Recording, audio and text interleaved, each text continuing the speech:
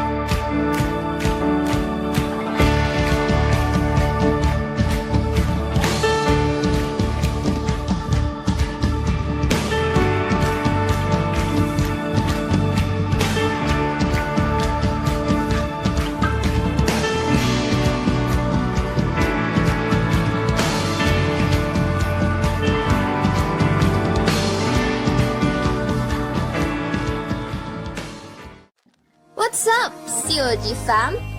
Are you looking for creative ways to share Jesus? Tara na! Come and be part of Cantata 2024! We are looking for people who can act,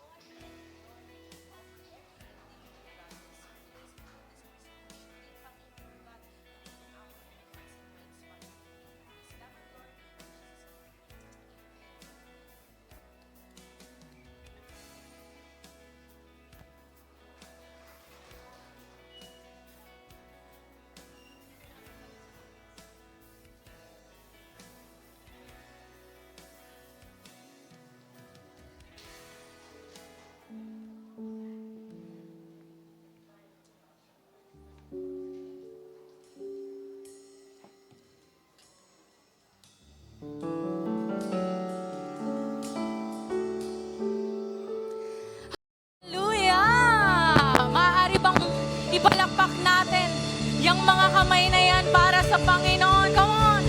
Hallelujah! Today we will shout our praise sa ating nag-iisang Diyos. Hallelujah! Sino po dito ang excited? Magpuri sa Panginoon! Sumigaw ng Amen! Amen! Hallelujah! Ang bawat isa ay excited na pong magpuri, no? Pero sa linggong ito, maaaring ang ilan sa atin ay sinubok, maaaring ang ilan sa atin ay umiyak, nagbunyi ng kung anumang mga bagay. Pero sa araw na ito po, no, walang sitwasyon, walang panahon at walang pagkakataon ang pipiliin natin para magpuri sa Panginoon. Amen po ba? Amen. Hallelujah. Kaya naman church today, maaari bang tayo ay pumikit? Tayo po ay manalangin, magpakumbaba sa ating Panginoon. Hallelujah, Panginoong Diyos. Tapat, Diyos na dakila, Panginoon. Lord, tunay nga na Ikaw ay dakila, Panginoon. Ikaw ay niluluwalhati namin sapagkat Ikaw ay banal na Ama, Panginoon. And Lord, sa linggong ito, marami kaming pinagdaanan, Panginoon, pero maraming salamat sa grasya mo, Panginoon, kasi binitbit mo kami sa kalagitnaan ng taon na ito, Panginoon. Mula noon hanggang ngayon, Ikaw ay tapat na Diyos sa buhay namin, Panginoon. Hindi ka nagkukulang.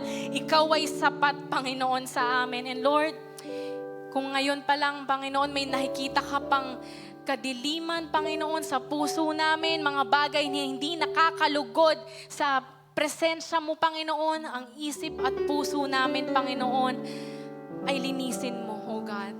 Lord, nagpapakumbaba kami, Panginoon, nagsusumamo, Lord. Right now, ang nais lang namin makamtan, Panginoon, at matagpuan ay ang presensya mo, Panginoon. Lord, wala na kaming hihilingin pa, wala na kaming hahanapin pa, Panginoon. Lord, just allow the Holy Spirit to fill this place, to fill our empty hearts right now. Because Lord, mabubuo lang kami kung Ikaw ang Diyos na kasama namin. Lord, maraming salamat.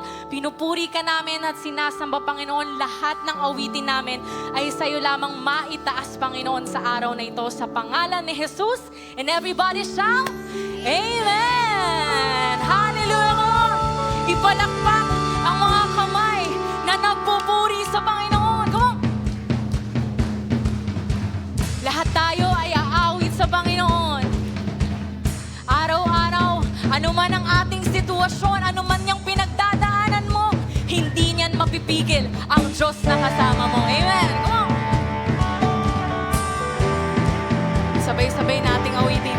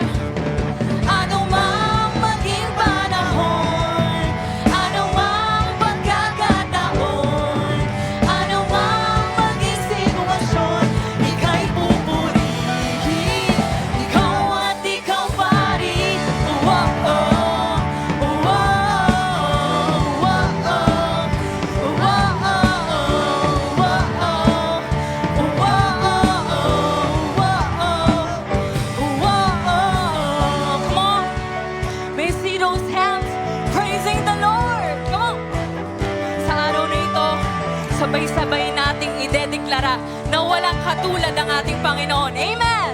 Amen. Come on! Wala kang katulad, lalala kang katulad. Wala kang katulad. Come on, itaas ang mga tinig. Wala kang katulad, lalala kang katulad. Wala kang katulad, lalala kang katulad. Wala kang katulad, lalala kang katulad. Wala kang katulad. Minsan pa wala siyang katulad. Wala kang katulad, lalala kang katulad. Wala kang katulad, lalala kang katulad. Come on, declare. Wala kang katulad, lalala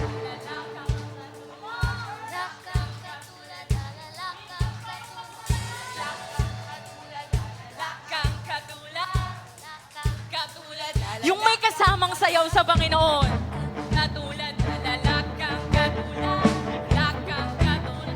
For the last time, wala siyang katulad. Katulad, lalala kang katulad. Kang katulad. Wala kang katulad, lalala kang katulad. Wala kang Katulad, lalala minsan pa. Wala kang katulad, lalala kang katulad. Wala kang katulad, Minsan pa wala siyang katulad. Wala kang katulad, lalala kang katulad. Wala kang katulad, lalala Wala kang katulad. Wala kang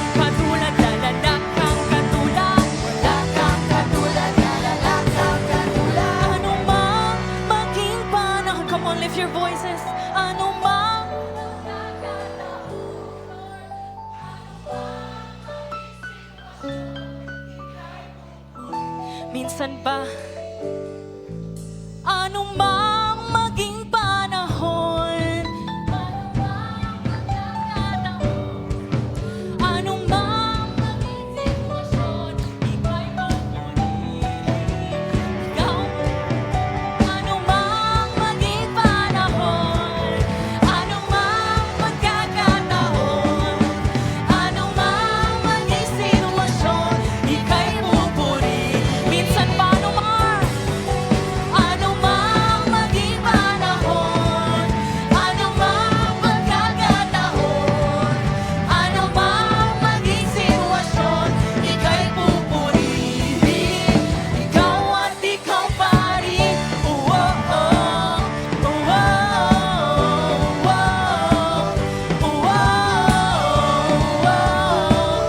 Oh, oh, oh. Ikaw at ikaw pa rin. Hallelujah, God. We praise you, Panginoon. Minsan pa, pwede bang itaas natin yung kamay natin sa Panginoon? Ano man yung pagkakataon na yan, anumang panahon yung dinadaanan mo, huwag mong hayaan na pigilan ka niyang magpuri sa Panginoon. Amen!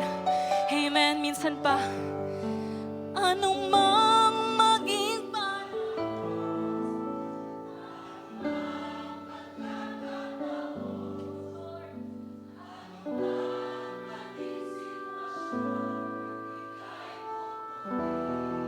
minsan pa, anumang maging panahon, anumang pagkakataon, anumang maging sitwasyon, ika'y pupurihin. For the last time, anumang maging panahon, yes, Lord. Anumang pagkakataon, anumang maging sitwasyon, ika'y pupuri. Come on, declare, purihin. Ika'y pupurihin. Ika'y pupurihin. Ikaw at ikaw pa rin. Hallelujah! Bigyan nyo ng malakas na palakpak ang ating Panginoon. Lord. He deserves all the praises, all the glory, and all the adoration from us. Dahil dakila ang ating Panginoon. Amen po ba? Amen. Pwede bang sumigaw tayo ng hallelujah sa Panginoon? In 1, 2, 3, we shout. Hallelujah! Yung mas malakas in 1, 2, 3, we shout. Hallelujah means praise the Lord. And we will never stop shouting to praise our King of Kings, our Lord of Lords. Hallelujah. Today, church, muli tayong binitbit ng Panginoon sa kalagitnaan ng taon na ito. Kung sino siyang noon, siya pa rin ang Diyos na kasama natin hanggang ngayon. Kung sino yung Diyos na nag-provide sa'yo from the start of the year, siya pa rin ang Diyos na sapat sa buhay mo ngayon. Sa panahon na nag-iisa ka, siya pa rin ang Diyos na sasama sa'yo kahit iwan ka ng mundo. Kaya naman, right now, church, muling paalala sa atin ito ng Panginoon. Sabi sa kanyang salita, sa Roma 3 verse 23 to 24, sapagkat ang lahat ay nagkasala at hindi naging karapat-dapat sa paningin ng Diyos. Sino po dito ang mga nagkasala? Itaas ang kamay. Amen. Amen. Lahat po tayo ay nagkasala, no? Pero lahat din po tayo ay nakaranas ng kalayaan mula sa Panginoon. Amen po ba? Sino mga pinalaya dito ng Panginoon? Itaas ang kamay. Hallelujah. Tayo ay pinalaya ng Panginoon sa krus ng Kalbaryo. At sabi pa sa kanyang salita, ngunit dahil sa biyaya ng Diyos sa atin, itinuring niya tayong matuwid sa pamamagitan ni Kristo Jesus na siyang tumubos sa atin. At ito ay regalo ng Panginoon. Yung regalo ng makakahigit pa kahit anong ibigay sa'yo ng mundo, kahit anong i-offer sa'yo ng tao. It will never be the same kung ano ang ibibigay sa'yo ng Panginoon. Kaya ito namang buhay natin, church, Let us offer it to the Lord because siya lamang ang nararapat na ating purihin at sambahin. Hallelujah.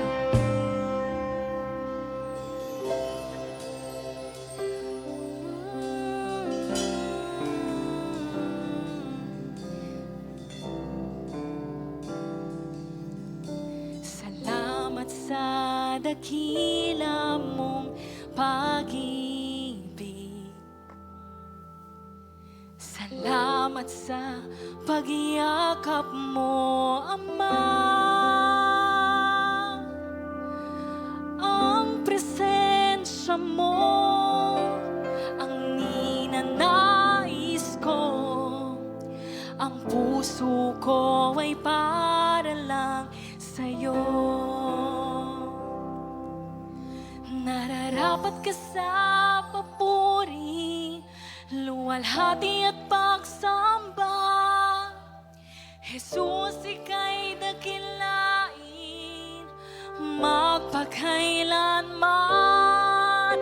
Nararapat ka sa papuri, luwalhati at pagsamba. Itataas ang ngalan mo, Ama. Oh, itataas.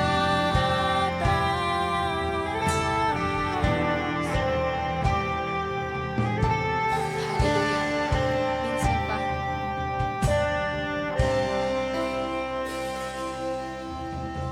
Kailan may hindi ka nagbabago. Hallelujah.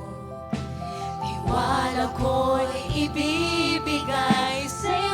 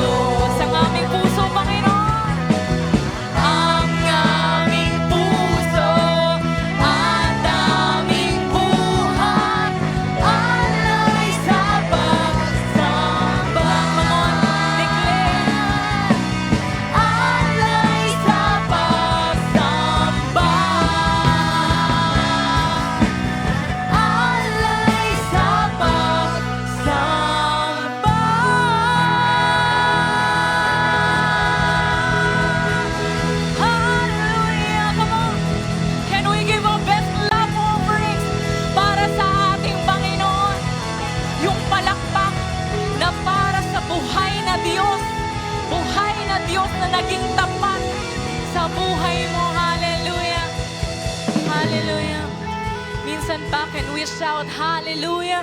In 1, 2, 3, we shout hallelujah. Minsan pa, in 1, 2, 3, we shout hallelujah. Means praise the Lord. And church, I pray na hindi lang po dito matigil ang pagpupuri natin sa Panginoon. Amen po ba? Amen. Lalabas po tayo na mas matindi pa ang pagpupuri natin sa Panginoon. Amen. Amen. Hallelujah. Tunay na tapat ang Diyos sa buhay natin. Na talaga namang nakakaawit tayo, nakakapagbigay papuri sa Kanya. Hindi tayo karapat-dapat, sabi nga sa salita ng Panginoon. Pero ginawa niya tayong matuwid sa Kanyang kaluwalhatian, sa Kanyang kabanalan. Ikaw ay pinatawad, ikaw ay sinagip ng Panginoon sa kadiliman. Kaya church, wag na nating sayangin yung liwanag na binigay sa atin ng Panginoon. Amen po ba? Amen. Hallelujah, Panginoong Diyos. Lord, maraming salamat sa presensya mo, Panginoon. Maraming salamat sa grasya mo, sa awa mo, Panginoon. Maraming salamat sa pag-ibig mo, Panginoon.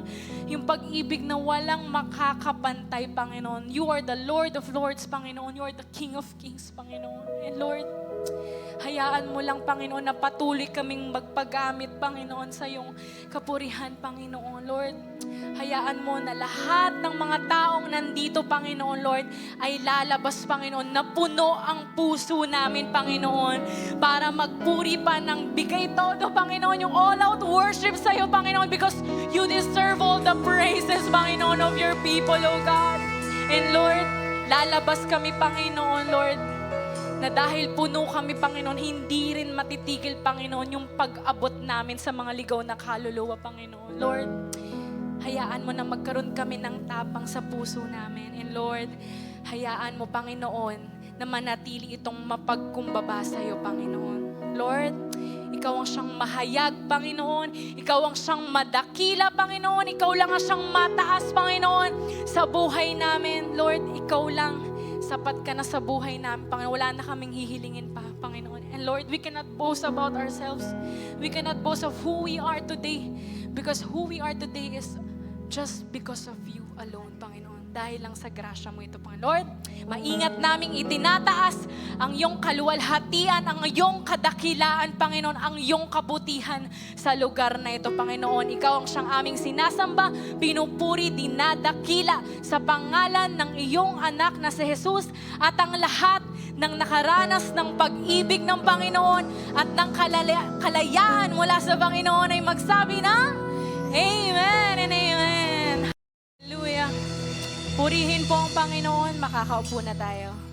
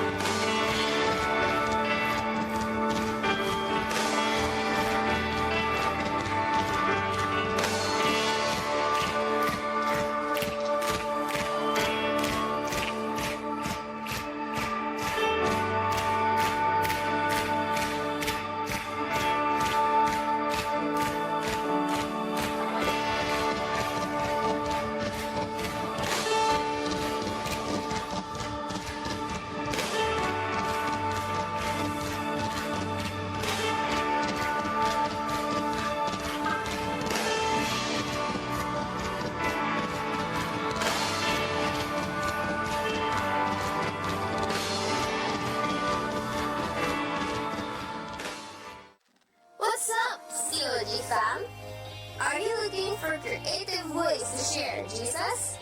Tara na! Come and be part of Cantata 2024! We are looking for people who can act, play, stage production volunteers, and promotion team. You may be one of what we're looking for. For more details, you may approach us at our booth in the lobby after the service. Kindly look for Brother Clyde Manuel Bakat for Increase.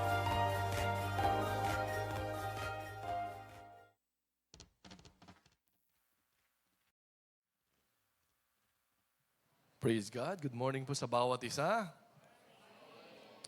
Happy graduation po sa mga nag-graduate. Salamat po, Pastor. Ayan. So ngayon po ay first Sunday of the month at lagi po natin ginagawa ang ating communion bilang pagsunod sa inutos ng ating Panginoon. Huwag natin kakalimutan ito. Sabi ko nga, pwede itong gawin everyday kung gusto mo. Yung karamihan, ginagawa once a week. Ayan. Para na sa ganun ay bilang yung mga nagpa-practice po ng Sabat, as a family, they come together at dawn ng Friday. And then, so they fellowship together, they eat together, they pray together, the parents bless the children, they do this communion. And then the next day po ang pinaka-Sabat and they end also the Sabat on the next day at dawn uli ng Saturday. So ito po ay iba't ibang paraan na nagagawa po natin and but yung Sabat of course is a very biblical practice po. So kaya naman as we start sa ating pong pag-take ng communion, it is actually a reminder that the Lord doesn't want us to forget that God loves you. Amen. He cares about you. And God wanted you to always remember that. Put that in your mind, in your heart, that God loves you. He died for you.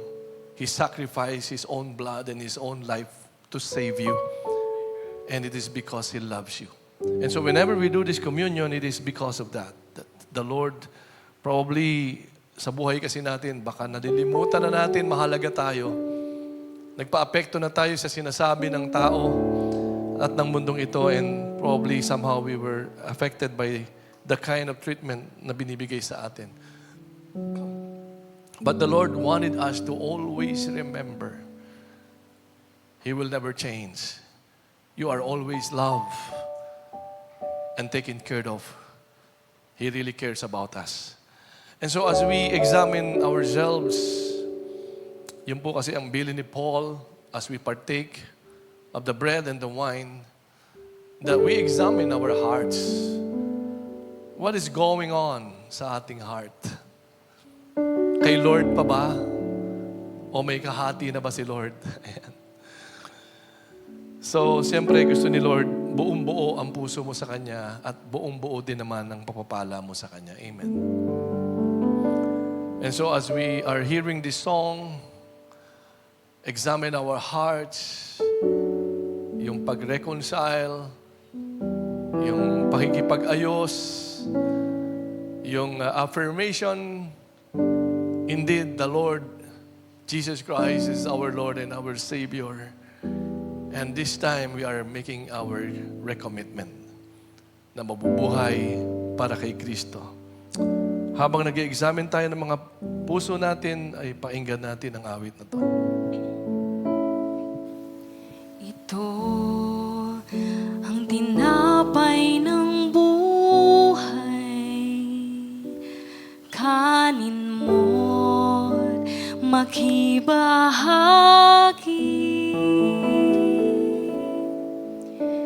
Ito ang tinapay ng buhay, kanin mo't makiisa. Yan ang katawang pinayubay upang ikaw ay mabuhay. Yan ang katawang naghirap upang iyong kamtan ang buhay na walang hanggan. Jesus, on the night he was betrayed, took bread. And after giving thanks, he broke it and said, "This is my body, which is for you. Do this whenever you eat it in remembrance of me." Sabay-sabay po natin itong kainin.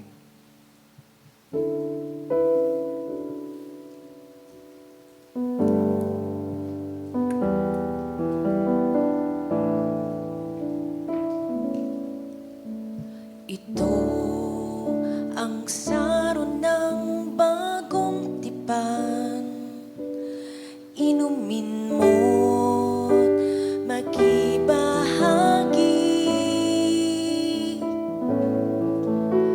Ito ang saro ng bagong tipan.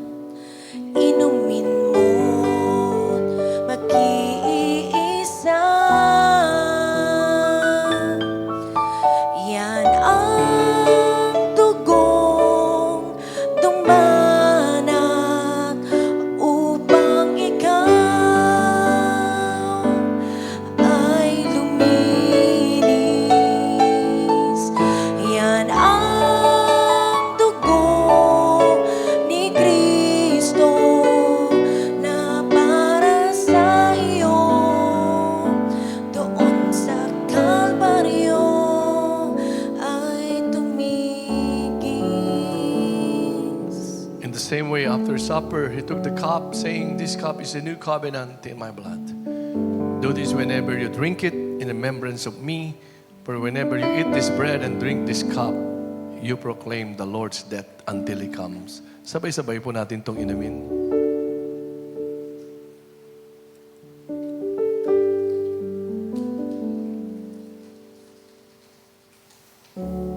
Panginoon, Jesus, thank you so much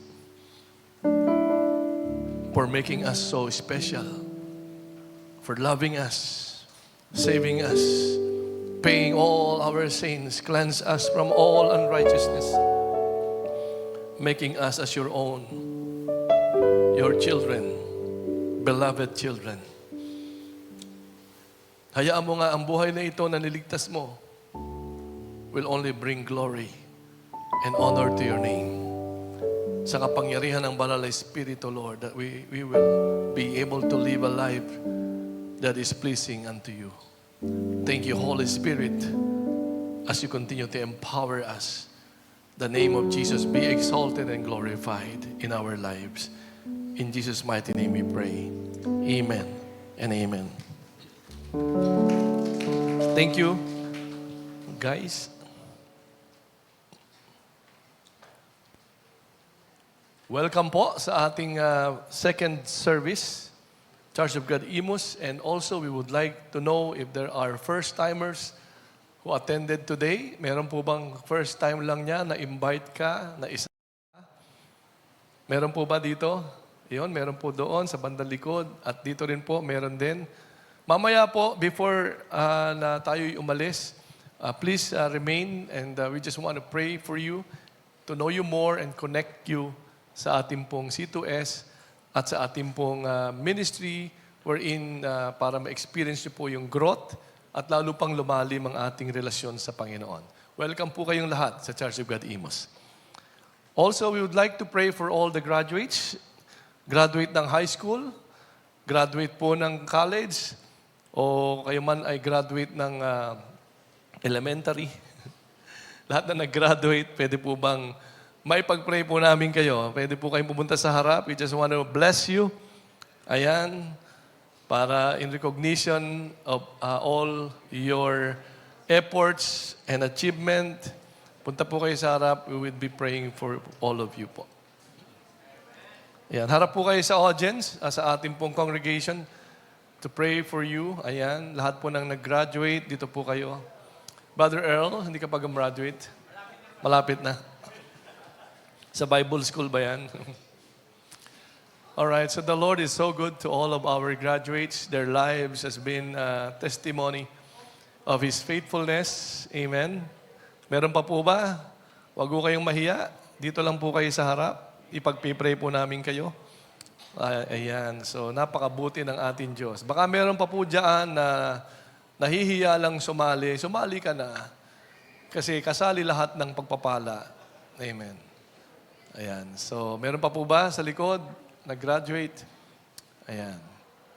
So, meron pa. Okay. Sige po, ipag-pray po natin sila sa kanilang pag-graduate na ito. Sige po, tayo po ay sama-sama natin ito ng ating kanang kamay patungo sa kanila. Lord, bless these children of yours.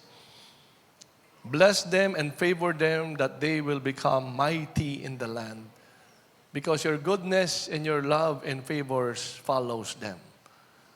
Lord, yung mga nag-graduate po sa elementary, God, that they would be able to enter high school again in your power, in your provision, in your wisdom and capabilities. At yung graduate ng high school, oh God, that they would be able to continue on sa kanilang seniors. And Lord, that maipasa po nilang itong lahat in your provision and intervention. And the same way, oh God, sa mga magka-college, oh Lord, na sila po ay bibigyan mo ng tamang linya, kurso, na talagang doon mo sila pagpapalain at doon sila, Panginoon, mapapakinabangan para po sa bayang ito at for your glory and honor. And those na nag-graduate naman ng college, oh God, na ngayon sila magtatrabaho na, Lord, makita nila ang blessing, ang favor, na makita agad nila ang trabahong ibibigay mo sa kanila. Job or work, oh God, or any kind of business opportunities that will prosper them as your people. Lord, hayaan mo nga na ang blessing mo ay laging mamahinga sa kanila. Your protection, your goodness, good life, oh God, and great future ahead of them.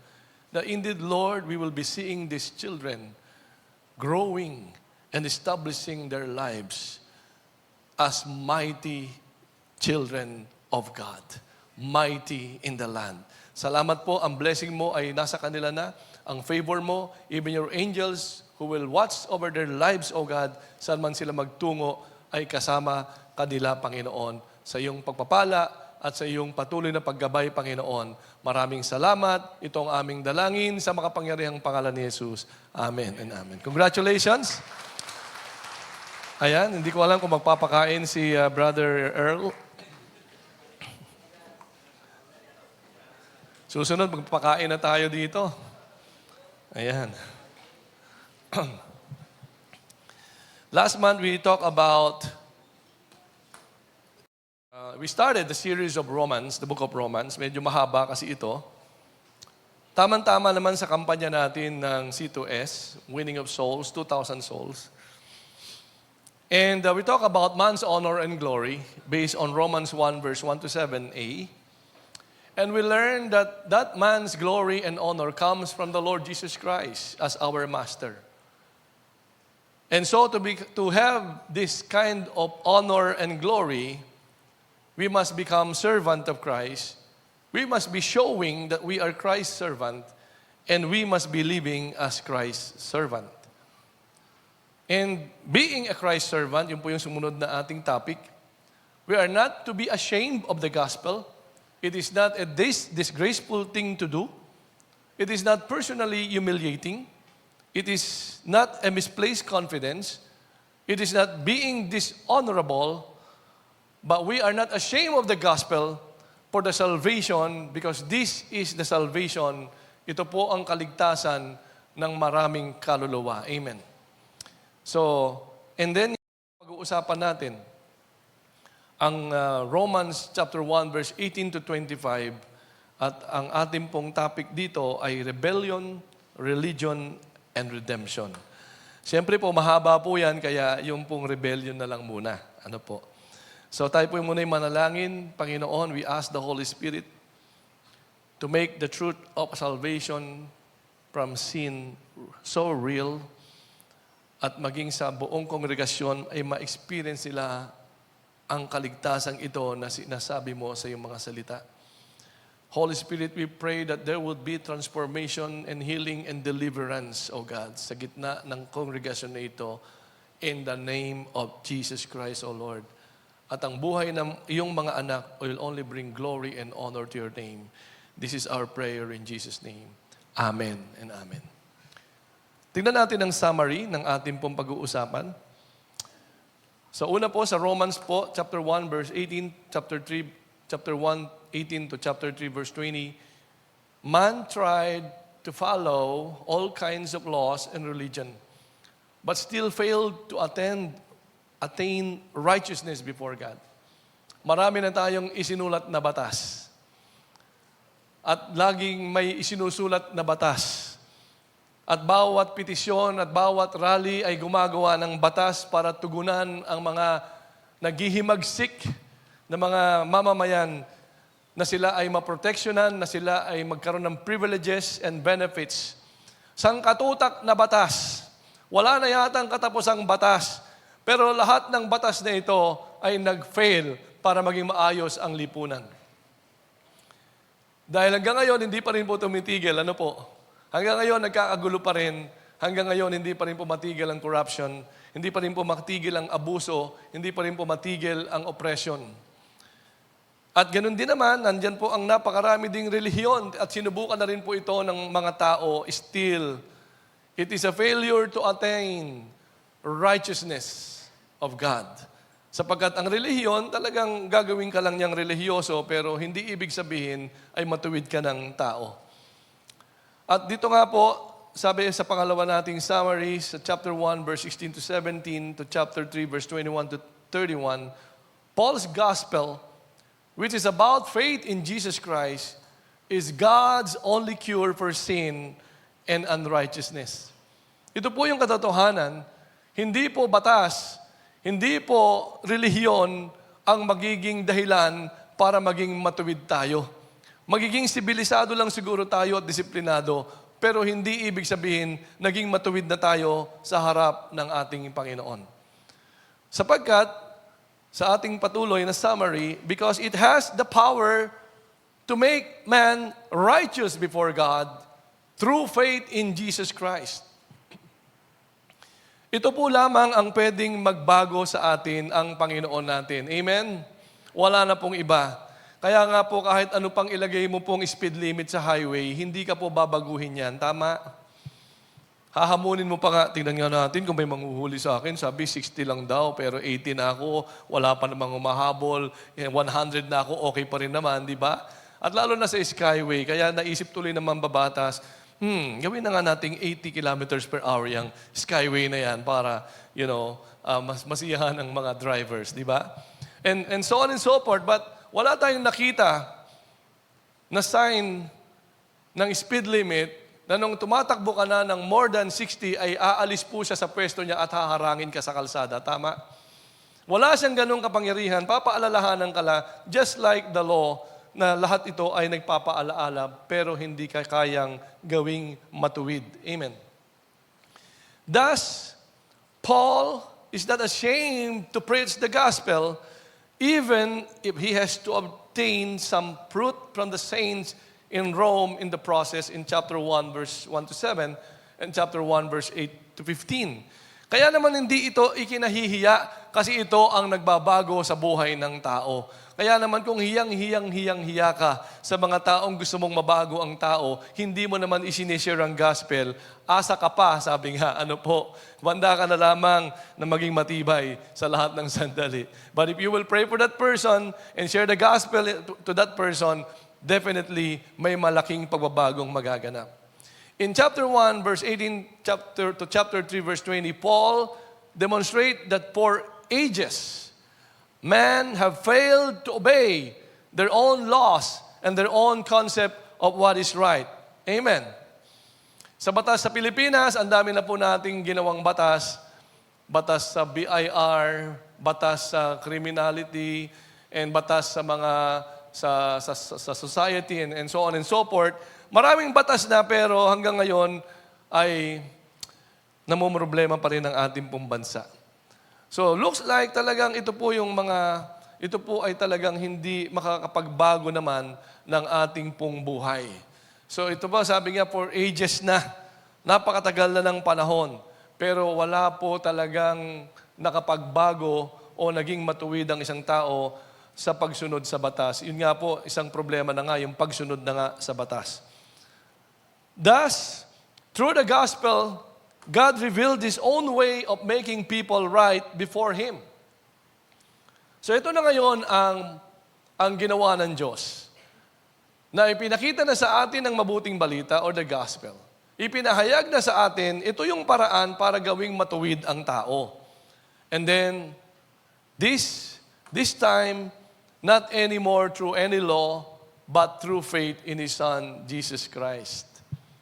So ito po yung summary at ito po yung nilalaman ng buong Romans na pinapakita lamang po dito kung paanong itong mga ginagawang policies, itong constitution, itong mga stipulations, itong mga kung ano-ano pang mga tinatawag nating kautusan, hindi naman talaga siya nagiging dahilan ng pagiging matuwid ng tao. Sapagkat nakikita pa rin natin ang maraming mga kaguluhan, kahirapan, at problema sa ating kapaligiran. Tama po ba yun? Sapagkat hindi nga po siya ang nagpapabago. Kaya nga katulad ng isang lugar na kung saan pinaganda, ayan po, sinementohan ng kalsada, nilagyan po ng mga railings, pininturahan, may disenyo, may mga insignia pa or initial pa ng mga nagpagawa, may ilaw pa. Ang ganda-gandang lakaran, maaliwalas, ang linis ng pader, pininturahan lahat. Ayun, after a while, makikita natin, wala na yung bakal, nilagari na. Yung ilaw, kinuha na. At kung ano-ano pang mga ginawa doon sa pader. Dahil hindi po kasi iyon nakakapagpabago sa buhay ng tao. Ano po? So kaya tingnan po natin dito, ano po ba ang dahilan? Sabi nga sa unang topic natin, rebellion is the cause of sin. So Romans chapter 1 verse 18 to 32 po ito. Rebellion. So, ang tanong, what are the problems that our country is facing today? Meron ba? May problema ba ang bansa? Parang wala naman. Parang okay naman tayo. Parang ano bang hinihintay natin? Hinihintay na lang ba natin may biglang bumulaga sa atin na something? So we know there is a problem. And this country is facing something like around trillion ba yun? Na ang anak natin may utang-utang na hindi pa pinapanganak. So may problema ang bansa, may problema ang kuryente, lagi na lang namumroblema sa kuryente na yan, di po ba? Na hindi maintindihan, sabi nung araw, panahon po nung mga panahon, pagka daw yung nuclear plant ay nagawa, ang kuryente mo, ang bill ng kuryente mo ay 100 pesos na lang a month. Fully air-conditioned ang bahay mo, araw-araw naka-aircon ka, 100 pesos lang daw ang babayaran mo. Di ba nakakatuwa yun? Kaya lang hindi pwedeng itayo kasi baka lumindol, baka mabiyak, baka magkaroon ng nuclear na pagsabog and so on and so forth. Yun. Kinalawang na, nilumot na, andun pa rin naman siya, buo pa rin. Buo pa rin naman yung loob, kaya lang hindi po natin pinapakinabangan.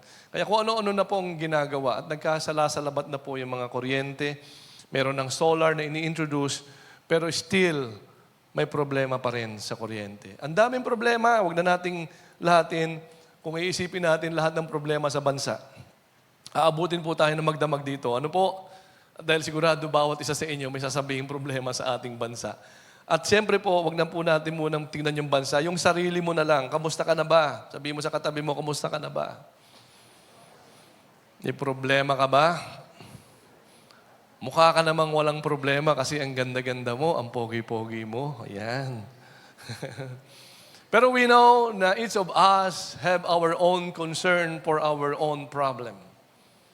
And of course, we are trying to deal with that problem, to solve that problem. Pero ang problema, parang isang damo lang po yan. Ano po? Nakakita ka na ba ng damo? Hindi po yung marijuana. Yung weed na tumutubo po yan sa lupa, of course sa lupa. And sa amin po, nung panahon sa province, ang dami pong damong kalabaw. You know, the damong kalabaw, the carabao. Hindi, carabao grass ba yun? Parang yung malalaking ganon na pag binunot mo, ang hirap-hirap bunutin. Pag nabunot mo siya, maiiwan yung mga ugat na meron kayong mga damong ganyan, di ba? And of course, to shorten the work in removing the grass, it's all right na, okay, all the roots maiiwan na dyan sa lupa. And yun lang, pag umulan uli, eto na naman sila. Natanggal mo lang yung ibabaw, pero yung ugat na iwan, tutubo uli yan. And so, kaya, karaniwan, kaya po paulit-ulit ang problema natin kasi yun lamang ibabaw ang inaayos mo. Hindi mo talaga tinatanggal yung ugat. So ano nga ba ang causes ng problema? What are the causes of all problems? Pride? May pride ka ba? Tingnan mo nga yung katabi mo, may pride ba yan? Or drug addict? O, huwag mo nang tignan yung katabi mo kung drug addict siya. Hindi ako drug addict, drug lord ako. Ganun. Or immorality, ayan. Or thievery, or greed, or hatred, or dishonest. Pero lahat ito ay mga manifestations lang ng totoong problema, tama? Kasi sa lahat ng ito ng manifestations o symptoms, lamang ito lahat ng tinatawag na kasalanan. At according to the Word of God, ang sin ay evil. And what do you think is the root cause of all evil? So there are many who are suggesting the causes and the solutions of this evil. Eto na po si politician, ang sabi niya, because the, poor government, doesn't know how to run a government. Kaya the solution should be better government. Di ba? Ayan. Sabi naman ni psychologists, because people are poor and hungry. So let us improve physical condition so that everybody will be happy. So yun po ang ginawa niya. So katulad ng kinuwento ko kanina, pinaganda yung kalye, nilagyan ng railings, nilagyan ng ilaw. Naku, di sana ma-i-inspired yung mga taong mahirap doon na ang kalsada nila ay biglang gumanda at nagkaroon ng ilaw at may, kaya lang, na-prove na po natin na hindi. Kinahoy, o binakal, pasalamat nga yung mga taga Bicol, buo pa yung inyong mga riles, Pero sa amin po, sa Nueva Ecija, tanggal na po ang mga riles. Yung iba po, ginawa ng subdivision, yung mismong riles. O, di ba? So, kaya hindi po yun ang talagang nagiging solusyon. And sabi ng mga educators, ayan, kasi ignorante yung mga tao. Ang kailangan nila ay better education. Ayan. So, alam natin na ang gagaling naman ng mga nag-aral, may mga summa cum laude. Alam natin na na-sponsoran sila mag-aral sa Harvard and all those prestigious universities. Bumalik sa Pilipinas. Kaya ang Pilipinas, wow, ang yaman-yaman na ng Pilipinas. Very peaceful ang Pilipinas. Walang mahirap sa Pilipinas. Kasi ang gagaling talaga nitong mga estudyanteng ito, napaganda nila ang buhay sa Pilipinas. Tama po ba yun? Pastor naman Di ba? Siguro gumanda lang yung buhay niya, pero yung buhay ng bayan niya, hindi. Tama? So kaya makikita natin dito, teka, mukhang ito kasi yung sinasabi ng tao. This is what these people say. But what about God? What does God say? Ayan. Ano bang sabi ng Diyos? Ano ba talaga ang problema natin? Una, sabi ng Panginoon, makikita natin to sa Romans chapter 1, 18 to 23 o 21, human guilt. What is that, human guilt? Rejection of God's revelation. Basahin po natin ang verse 18. Following verses, the wrath of God is being revealed from heaven against all the godlessness and wickedness of people who suppress the truth by their wickedness. And since what may be known about God is plain to them, because God has made it plain to them, ayan, for since the creation of the world, God's invisible qualities, His eternal power, and divine nature have been clearly seen, being understood from what has been made, so that people are without excuse. For although they knew God, they neither glorified Him as God, nor gave thanks to Him, but their thinking became futile, and their foolish heart were darkened. So, and then, sa next verse po natin, although they claimed to be wise, they became fools. Exchanged the glory of the immortal God for images made to look like a mortal man, being or mortal human being, and birds and animals and reptiles. Therefore, God gave them over in the sinful desires of their hearts to sexual impurity, for the degrading of their bodies with one another. And they exchanged the truth about God for a lie, and worship and serve created things rather than the Creator, who is forever praised. Amen. Sabi po sa verse 22, nagmamarunong. They claim to be wise. Nagmamagaling. But they became fools.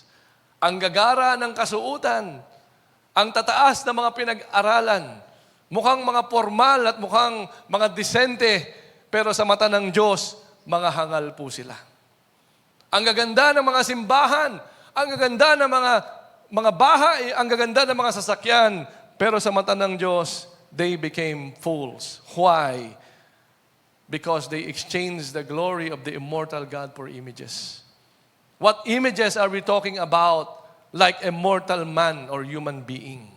Like birds and animals and reptiles. So sa sobrang nagmamarunong ang tao, akala niya pwede siyang gumawa ng representation ng Diyos. Na kung saan ang Diyos na ginagawa niya ay gawa sa kahoy. O iba gawa sa bato. O yung iba gawa sa jade. Yung iba gawa sa marmol. Di ba? Pero the question is, sino ba ang nag-create ng kahoy? Sino ba ang lumalang ng punong kahoy?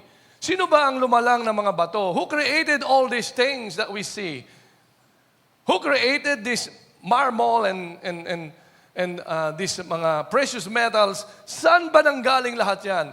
Who created all these things? Hindi ho ba ang Diyos natin? And so the glory that belongs to God, trying to be represented by the created beings or the out of the creation, parang hindi naman talaga tama. Hindi talaga tugma. And that's why, ang sabi rito, mukha lang silang matalino. Mukhang cute lang sila. Mapera, maganda ang buhay. Mga mukhang mapopormal na mga tao. Ang gaganda ng mga places of worship. Pero ang sabi ng Diyos, in my eyes, they are fools. Alright? Word of God po yan, ano? And kaya ang sabi, therefore, pag sinabing therefore, parang therefore I conclude, ibinigay ko na sila sa gusto at hilig ng kanilang laman. Kaya kahit na ang gagara ng itsura, mga sikat, pinag-uusapan, pero kamusta ang buhay? Ano po, magaling lang magtago. Siyempre, may abogado, may pera, may mga ekstrang bahay, diyan ka muna, hindi ka makikita, etc., etc. So, and exchange the truth about God for a lie. Wow. So, ito yung malungkot at nakikitang lahat ito ng Diyos, and that is why, ang sabi nga, God's wrath is on that sin. In Romans 1:18, ang sabi nga, the wrath of God is being revealed. Yung wrath na ito ay tumutukoy po sa being display, ito po ay displeasure, ito po ay indignant of God at sin and sinners. So ang Diyos po natin, pag sinabing wrath po ito, siya po ay talagang hindi natutuwa. Nalulungkot po ang Diyos sapagkat hayag naman revealed naman alam naman ng tao, matalino naman ng tao, alam naman niya, may science, alam naman niya, may, all these creations, yung araw, ganun lang kalayo, pag lumapit, sunog tayong lahat, pag lumayo ng konti, nasa ice age na tayo, di ba? So lahat yan ay talagang well-organized, well-designed, intelligently designed and created by God. Itong katawan na to, may may mga sariling antibodies ito, may sariling fighters ito ng mga anumang sakit na dadapo sa atin. So kaya, ito ang sabi rito, yung galit ng Diyos, nandoon sa lahat ng gumagawa ng mga bagay na alam naman nila na hindi tama, sapagkat ang Diyos po natin ay matuwid at banal. He is just and holy. And that is His character. And He is against all sin and who follows sin. And because He is just and holy, sin must be punished. Because He is love, of course, He cannot allow human being to end up in these wicked things. Kaya out of His love, kailangan kong magbigay ng punishment, hindi para ikaw ay tapusin na, kundi para lang ikaw ay tulungan na makapagbagong buhay. Katulad ng mga ikinukulong, siyempre po, para sila'y makapag-realize ng kanilang buhay at makapagbago ang kanilang buhay. So, hindi po ito isang Diyos na sinasabi po ng iba na, oh, God is love and of course, He will not punish us. His wrath is not on us. He is not angry about our sin. Hindi po ganun yun. Because God is not a politician who doesn't want His Son to suffer for a crime committed para pagbayaran niya. Hindi siya papayag na ipakulong ang sarili niyang anak na siya mismo ang gumawa ng batas at yung anak niya ay lumabag sa batas, papakulong niya. Hindi po siya papayag. Uutusan pa po niya yung kanyang in-appoint. Ako ang nag-appoint sa iyo dyan. Alam mo na, anak ko yan Hindi pwedeng makulong yan. Gawa mo ng paraan. Kaya may palit ulo. Ayan. Ito po, nakakuha na kami ng kapalit. Siya na lang ho ang magdusa. So galit po ang Diyos. Nakikita po lahat ito ng ating Panginoon at ang ating pong Diyos ay just and holy na laging meron po siyang may karampatan po talaga na parusa ang lahat ng gagawing kasalanan ng tao. So, pupunta po tayo doon maya-maya kung paano po ito sinulusyonan din ng Panginoon. And so, pangalawa, God's wrath on sin because these people who are godless or do not recognize God, do not believe in God, people who are wicked, they suppress the truth. Hindi po nila talagang ipinapakita ang katotohanan at mas pinili nila ang mabuhay sa kasinungalingan or wickedness. So, kasi nga, ang ibig sabihin ng suppress is because they knew the truth about God. And ito po ay kanilang sinosuppress so that they will live their own life or lives and so that they will not be convicted by God's truth. Kaya lang, ang resulta nito na mas pinili nilang mabuhay sa kasinungalingan, mas pinili nilang mabuhay na rebelde sa Diyos at ayaw kilalanin ng Diyos, mas pinili nilang mabuhay sa kasalanan at sa wickedness, itong kinalabasan nila, they become like a beast. Isang parang animal in his thinking and in his living. Parang yung aso daw, di ba?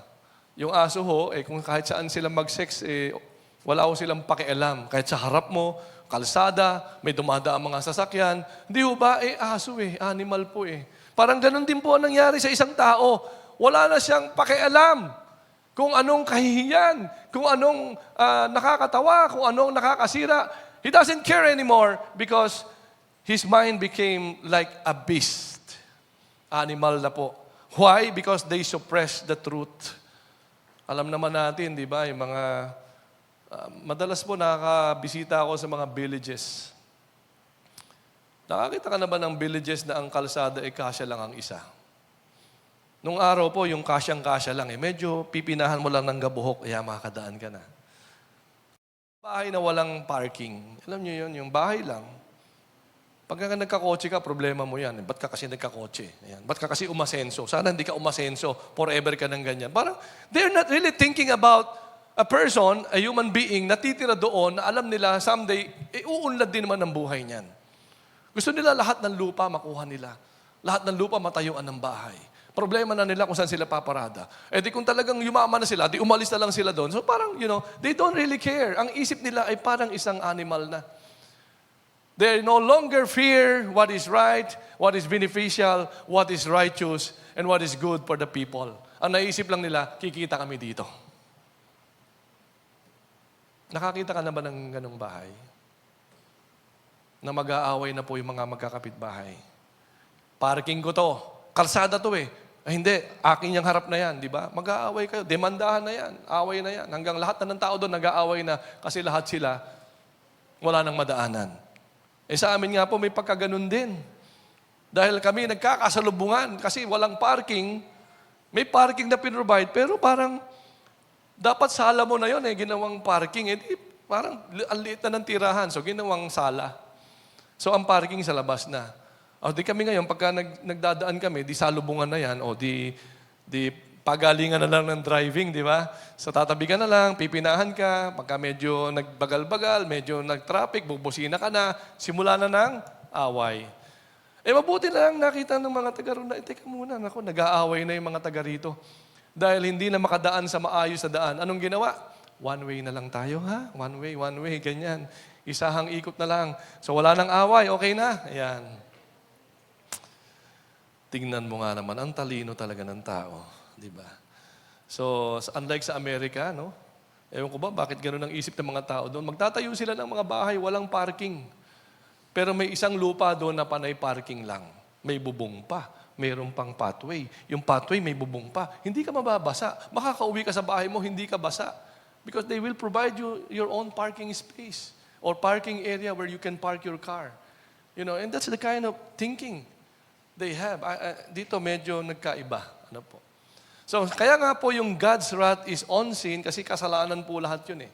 So, kaya nga kung wala naman po kasing accountability because of sin, eh di hindi naman magagalit ang Diyos sa atin. Ano? Di love ka pa rin ng Lord kahit ikay nagtatampisaw na sa kasamaan, sa kasalanan, ikaw ay hold-upper, ikaw ay magnanakaw, sinungaling ka, parang close tayo ha, parang hindi po ganun ang Diyos because He is a just and holy God. Amen? At kung wala na sa Diyos lahat yan, na pwede ka namang pumatay, pwede kang mag-hold up ng bangko, pwede kang gumawa ng lahat ng kahalayan at lahat ng kasamaan at lahat ng immoralidad, eh wala namang kasing judgment. Hindi wala nang sense, ba't pa ako mabubuhay sa kabanalan at sa katwiran? Eh wala namang punishment. Kaya lang ang totohanan, because of that, we are lost. And only Jesus can save us from being lost. Amen. So kaya nga, dito po ay saka lang natin ma-appreciate mabuti, what does it mean to be saved? Ano ba yung God's salvation? Alam natin na mayroong terrible thing that will happen if we are not going to be saved. So kaya ito po sa ating buhay, makikita natin yung bakit ba ang bansa po natin ay sa kabila ng ang yaman naman ang bansa na to. Tama? Naniniwala ka bang napakayaman ng bansa na to?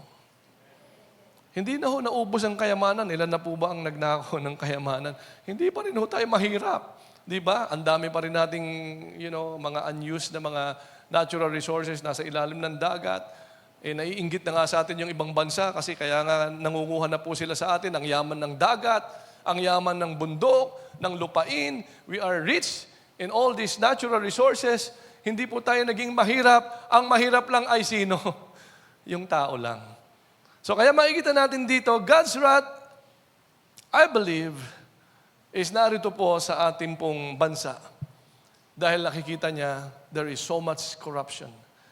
Sin. And God's wrath is not on the person, but on the person's sin. And so, He has to get rid of this sin to enjoy God's fellowship and blessing. Kaya nga po tayo may sigaw na Born Again Pilipinas. Amen. That is the only solution. That is the only answer for this country to be saved and to be blessed and to be favored by our God. Born Again Pilipinas. Amen? Sige, palakpakan natin ang Panginoon.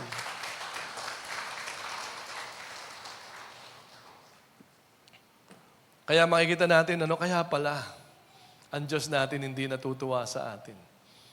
Because there's a lot of things that the people in this nation is doing that displeases Him, that offended Him, or, that He is offended with. Because of the things that the people knew already. Nadinig naman nila, sinabihan naman sila, pero yun nga, ayaw nilang paniwalaan. Yun po ang problema. So kaya, nagkaroon ng tinatawag na man's rejection of God. In Romans 1, verse 19, sabi po rito sa verse 19 to 21, since what may be known about God is plain to them, because God made it plain to them, for since the creation of the world, God's invisible qualities, His eternal power and divine nature have been clearly seen, being understood from what has been made, so that people are without excuse. Wala ka ng excuse dahil obviously, nakikita natin ang God's creation, nakikita natin ang ating kapaligiran na kung saan hindi naman pwedeng basta na lang lumabas yan dyan, basta na lang tumayo yan dyan, basta na lang may liwanag, basta na lang may dagat. Lahat yan ay may purpose, lahat yan ay intentional, lahat yan ay may design. Kaya nga sa verse 21, ang sabi po rito sa Romans 1:21, for although they knew God, they neither glorified Him as God nor gave thanks to Him, for their thinking became futile, and their foolish hearts were darkened. Although they knew God. Alam naman nila. Kaya lang, yun nga po, ang ibig sabihin nito po is that knowing God means that God revealed Himself to men through the things that He has made and from the world around us. That man knew there was God and we had the wisdom to plan and the power to create. Amen. Hindi naman basta nagkaroon na lamang po ng tulad natin, kamangha-mangha po ang pagkakagawa sa atin, right? And according to Psalms 19 verse 1, the heavens declares the glory of God and the firmament showeth His handiwork. So, ang Bible na nagdideklara at ang kapaligiran at lahat ng creation ay nagdideklara na may nag-create sa kanila. Hindi lang sila basta lumitaw. Kaya nga yung mga Big Bang Theory, yung mga, ang tawag dito, evolution, na sabing gano'n, nagkataon lang ang lahat. Grabe naman. Ibig sabihin, mas matalino pa ang tao, gagawa ka ng relo, ilang parts yun, mga 1,000 parts, lahat yun may purpose and intention, di ba? Mapagdudugtong-dugtong yun at yun ay nakakahalaga ng about 10 million pesos, something like that. Kasi grabing intricate, grabing, ginamit ng mga materials and so on and so forth. So nabuo yung ganong mga relo, no? And how much more, ito, wow, complex ito, universe, buong planet, and then meron tayong araw, and then yung huling sunstorm na dumating sa atin, di ba, that can cause all the electronic na equipment na mag-malfunction or hindi po siya gumana because of that sunstorm. So pinakita po doon, meron po tayong yung nakikita natin aurora, yung pala mga magnetic field pala yon na humaharang so that the earth will be protected. And sino nag-design nun? Basta na lang ba nalagay yun doon? Nag-react na lang ba yung earth na biglang may sisingaw sa kanya ng mga magnetic field? Alam ng Diyos na yung araw magbubuga ng sunstorm. And there is a reason for that. And that's why there is a need for the protection. And that protection is in the form of this magnetic field. That's why even though nakalutang tayo, even though walang kinakapitan ng earth, hindi po tayo bumabagsak. Amen? At protected tayo from all asteroids and other meteorites or mga malalaking bato coming from outer space. Kasi tatama muna sila sa malalaking planeta bago dumating sa atin. So, everything else has been designed. Huwag na tayo pumunta sa malalaking planeta, pumunta na lang tayo sa mata mo. Yung mata na yan, yung pala, meron palang cornea, meron pala siyang pupil, meron pala siyang yung nakadugtong pala yung ugat na yan sa loob ng brain mo. Imagine! Magkahiwalay yan, pero pagka tumingin ka, isa lang ang tingin mo, tama? Kaya pala yung mata ng iba ay yung mata ng gagamba ba yun? Anim, Yung animang mata niya. Kita niya yun, kita niya to. Parang, wow, ang ganda. So ngayon sa kotse, nakita nila, pwede palang maraming mata. So kaya merong tinatawag na 360 camera. Kita mo lahat ng paligid mo. Amazed na amazed ka, di ba? Saan nakuha lahat yung design na yon? Sa Creator natin. Sa Diyos natin. Na itong lahat ay galing sa ating Panginoon. Kaya nga sabi dito, although they knew God, although they knew there must be God, although they knew na mayroon Diyos, yet they rejected Him. And because they rejected God, yun na po, ang kanilang mga puso ay nagdilim at naging hangal po sila. So kaya nga po sa ating pong conclusion na agad, ang aga naman ni Pastor matapos. First time.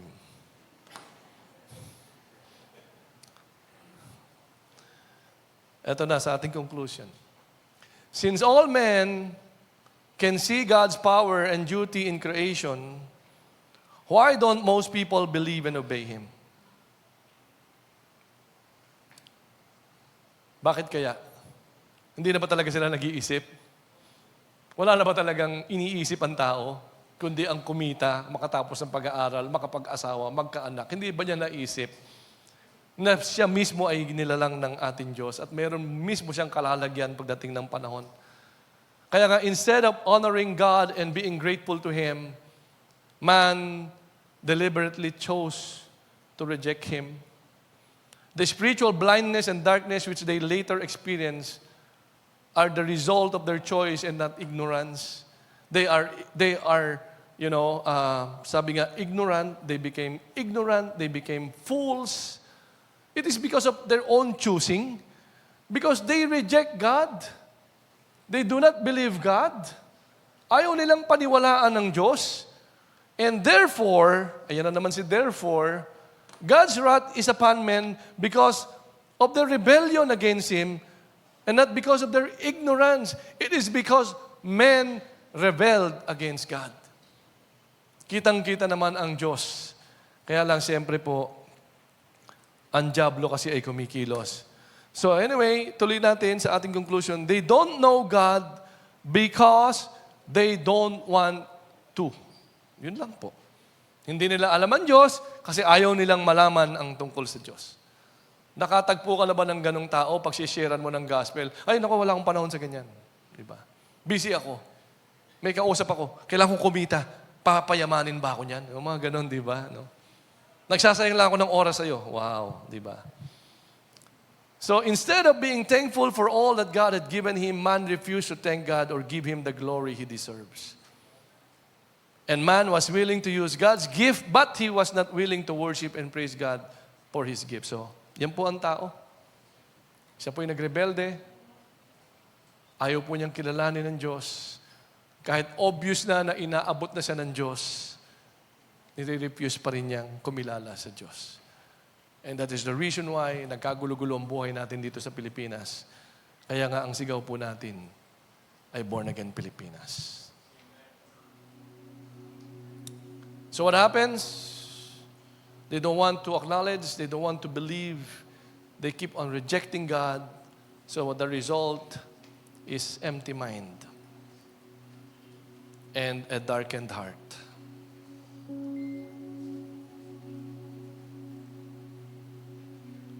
And bakit ito po ang ating pinag-aaralan? Why is this the message we are now sharing? Because there are many people around us that are not yet saved. Probably they didn't know that they are rebellious. They didn't know that there is this punishment and the wrath of God is upon them. Probably they didn't know that. And that's why we are pushing this ASP, Aim, Shoot, Presentation. Hindi po yan yung barilan, ano? Baka pwede rin siguro later on. But ito po ay puso. We wanted to share the gospel. Focus on sharing the gospel to a person's heart. To win them to the Lord. Kaya po meron po tayong C2S 101. Ang sipag po ng C2S 101 coordinators natin, every Saturday nandyan po sila.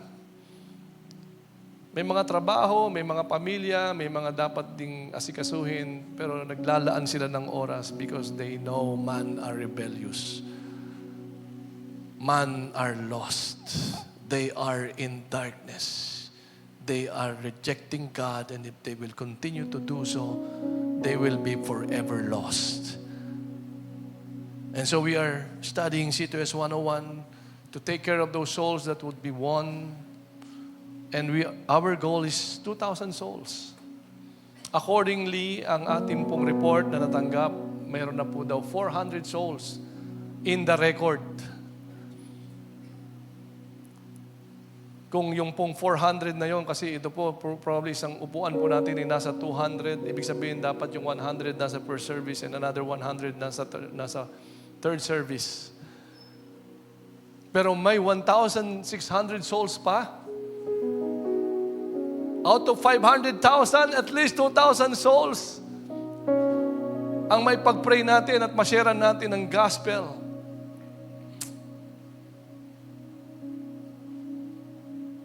And our conviction as Church of God Imus is win the lost at all cost. Sabi ni Paul, I am obligated. May utang ako sa mga kaluluwang ito. If I will not share the gospel, these people will perish. Totally, completely will be lost and destroyed in that place called eternal hell. Kung wala akong gagawin, sobrang naging busy naman ako, baka hindi mo namamalayan, isa ka na sa nagre-reject ng gospel. Baka hindi mo namamalayan dahil hindi ka tumutulong sa evangelism, hindi ka tumutulong sa C2S, wala kang pakialam sa souls, hindi mo namamalayan, ikaw na rin pala, isa ka na pala doon sa mga nagre-reject. Isa ka na pala sa nagre-rebelde. Kasi hindi mo sinishare yung mabuting balita. Na kung saan sabi ni Paul, it is your glory, it is your honor if you will become servants of Christ. And servants of Christ are those people who are not ashamed to share the gospel. Because that is the salvation and the righteousness of God. Amen. And nawa, hindi po tayo makabilang doon sa, abay, rebelde na rin pala ako because I am not even listening. I'm not even taking it to my heart that these people are rebellious, rejecting God, and they are lost, and their minds are futile, and they are fools, and hearts are darkened already. But you have the answer. You have the solution. You have the message to tell. Pwede ka bang tumugon? Would you be God's messenger of the gospel? Pwede ka bang maging mensahero, servant ng mabuting balita? People are just there, lapping, shopping, playing, resting, working. They didn't even know, little by little, they are going to die, and if without Christ in their hearts, they're going to hell. Nawa, sa ating pong church, magkaisa po tayo na tuparin ang obligasyon na ito to share the gospel to all people. Tumayo po tayong lahat.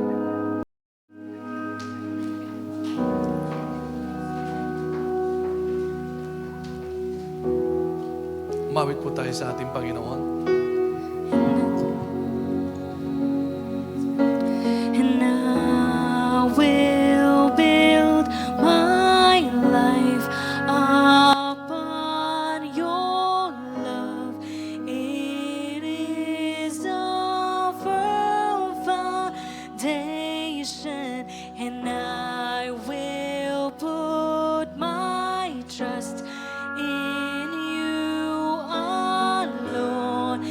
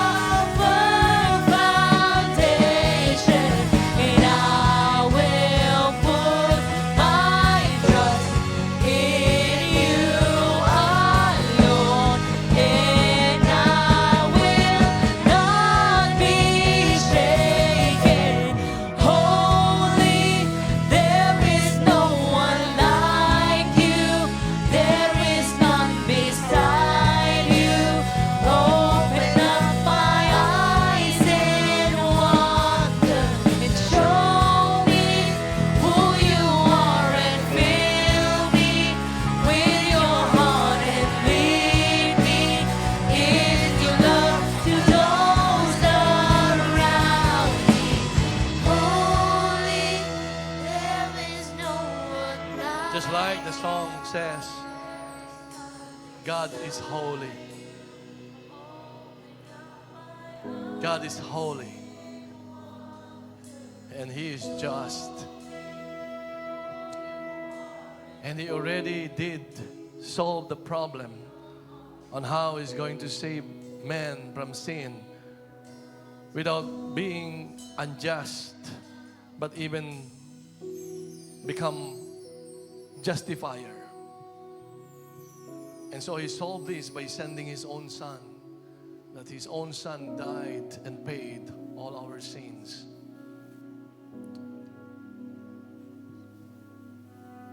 Kung iniisip natin, wala naman yan sa akin.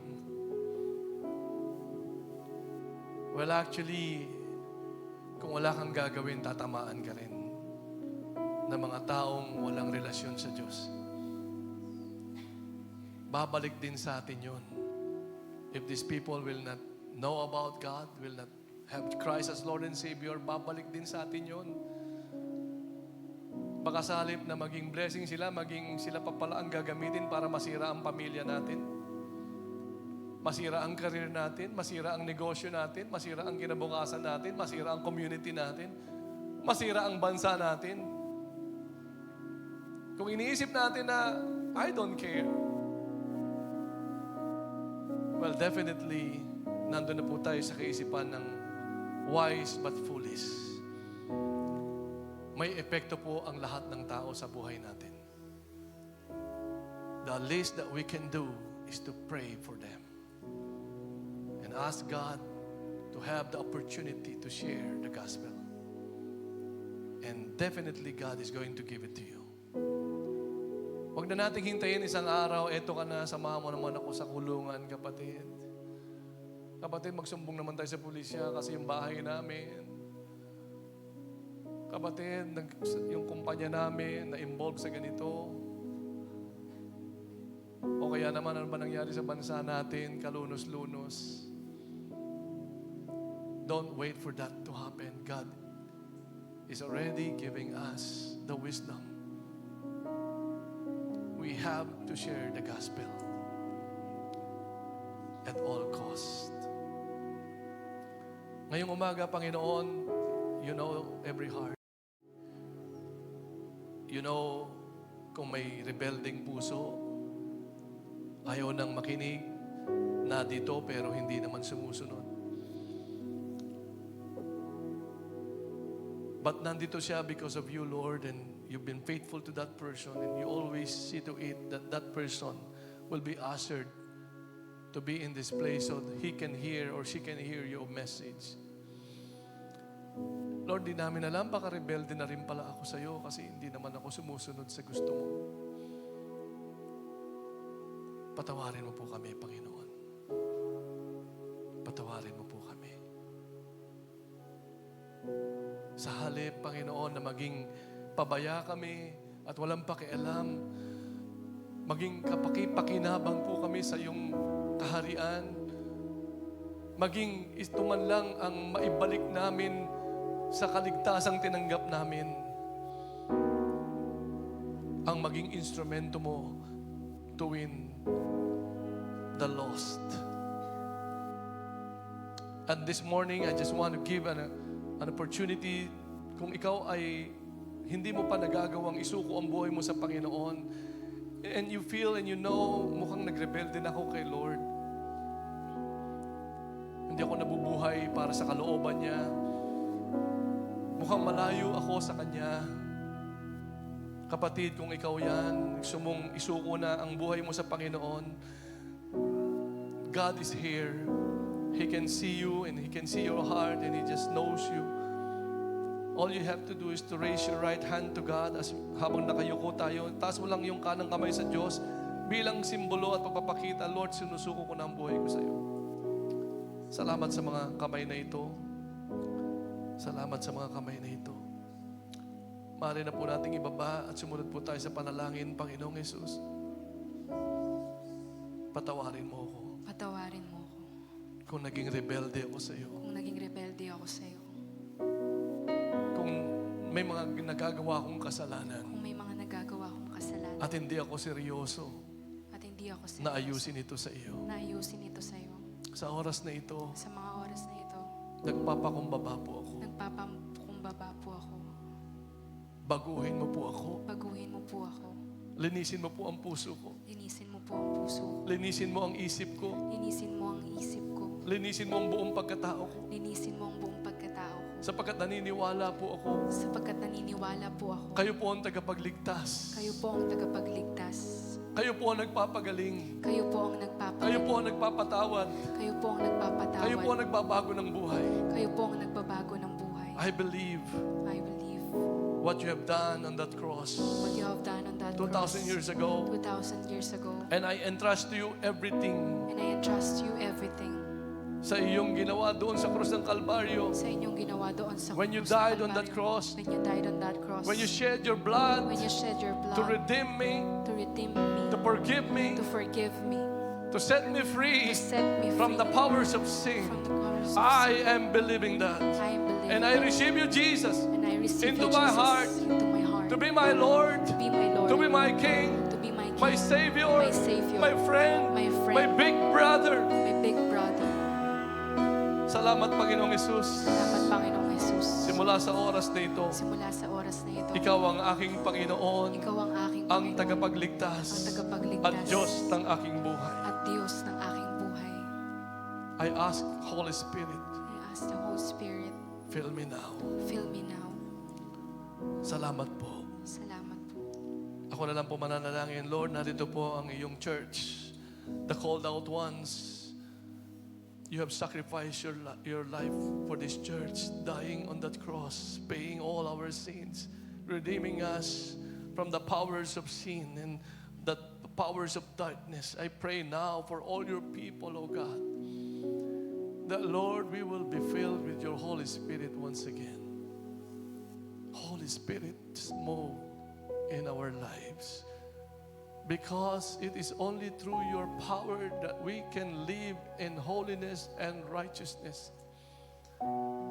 We wanted to follow and obey God, but we acknowledge you, Holy Spirit, as the one who have been sent by Jesus, that we may keep it up and live for the Lord Jesus and live a holy and just life.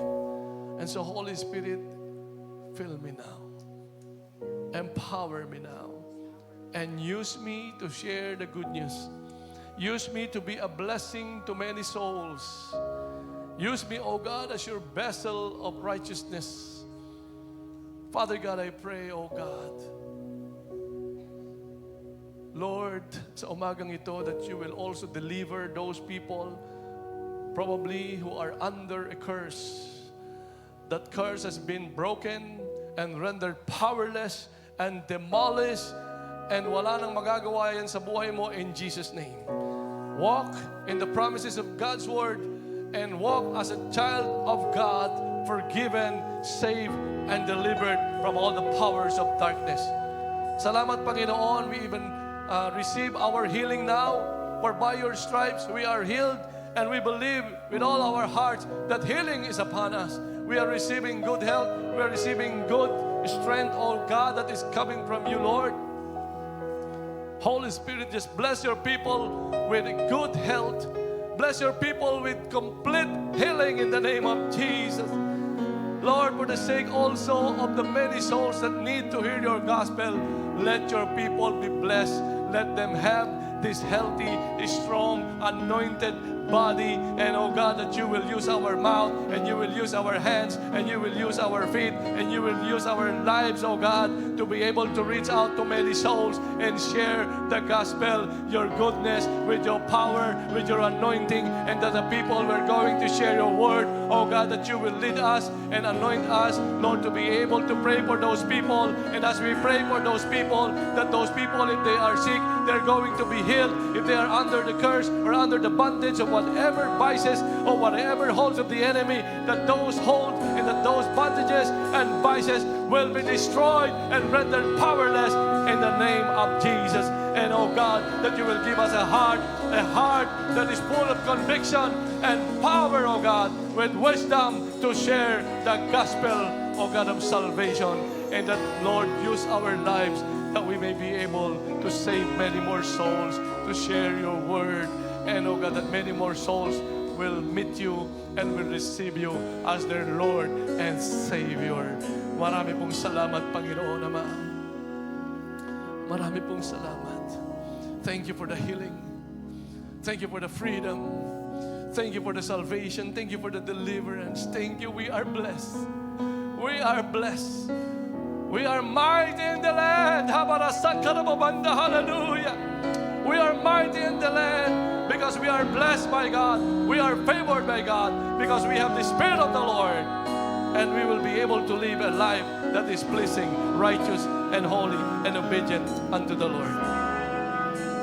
And before we leave this place, oh God, we just want to offer to you our tithes and offerings. Here's our tithes and offerings, oh God. We believe that as you said in your word, it will return to us, pressed down, shaken together, and running over shall be put unto our lap. Salamat that your people are really blessed, that you really care about them. That whatever problems, oh God, and whatever na dinadala po at situation, oh God, Lord, thank you that Jesus is the answer. And we have the answer because Jesus is Lord of our lives. Jesus is my Lord. He is my Savior. He is my deliverer. He is my provider. He is my strength, oh God. Thank you, Lord. You are my favor, oh God. And we are mighty in the land. Bless your people now, Father God. In Jesus' mighty name we pray. Amen and amen and amen. God bless you all. God bless you all. Ayan, God bless everyone. Kita-kits po ulit tayo this week. And for this week po, prayer meeting po every 7 p.m. Wednesday, 7 p.m. Youth Empowered Imos service po every second, third, and fourth Saturday of the month. And see you po sa anniversary ng youth.